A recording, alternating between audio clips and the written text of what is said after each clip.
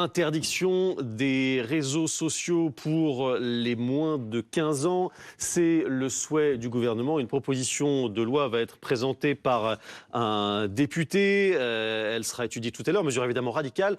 Oui, mais comment faire pour la mettre en pratique? On va voir ce qui est prévu tout de suite avec nos éclaireurs. C'est Fanny Wegscheider qui nous rejoint pour nous donner les mesures de ce texte. Voici le nouveau cadre restrictif que souhaite donc mettre en place le gouvernement pour limiter l'accès numérique donc, aux adolescents. Tout d'abord, une interdiction dans un premier volet des réseaux sociaux jugés dangereux par l'Arcom, par les autorités sanitaires, qui seront listés ensuite dans un décret par au Conseil d'État. Ces réseaux sociaux seront donc tout simplement interdits d'accès aux moins de 15 ans. À l'exception, on le voit là-bas, des encyclopédies en ligne tout de même. Pour les autres réseaux sociaux jugés non dangereux, là ce sera plutôt une étude au cas par cas, une interdiction de principe qui serait levée uniquement en cas d'accord préalable express d'au moins un représentant légal. Deuxième volet de ce nouveau dispositif également, c'est les smartphones. Ils seront interdits aux lycéens, donc dans tous les établissements. C'est déjà expérimenté dans certains lycées.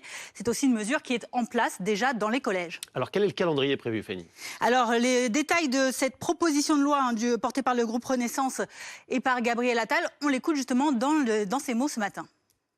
Si le texte est adopté, il devrait être examiné au Sénat à la mi-février. Ça veut dire qu'en un mois, il peut être adopté et qu'au 1er septembre, l'interdiction entrera en vigueur pour les nouveaux comptes qui seront créés. Les plateformes de réseaux sociaux auront jusqu'au 31 décembre pour désactiver les comptes existants qui ne respectent pas la nouvelle devront faire le ménage, limite d'âge. Absolument. Ils pourront d'ailleurs démarrer avant que l'interdiction entre en vigueur s'ils le souhaitent.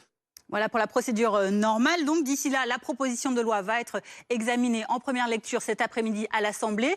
Ensuite, la navette se continuera donc au Sénat. En cas de désaccord entre l'Assemblée nationale et le Sénat, eh bien, Emmanuel Macron a déjà fait savoir par vidéo qu'il se réservait le droit de recourir à une procédure accélérée. Parce que, merci beaucoup Fanny, elle n'est pas consensuelle cette proposition de loi, Guillaume?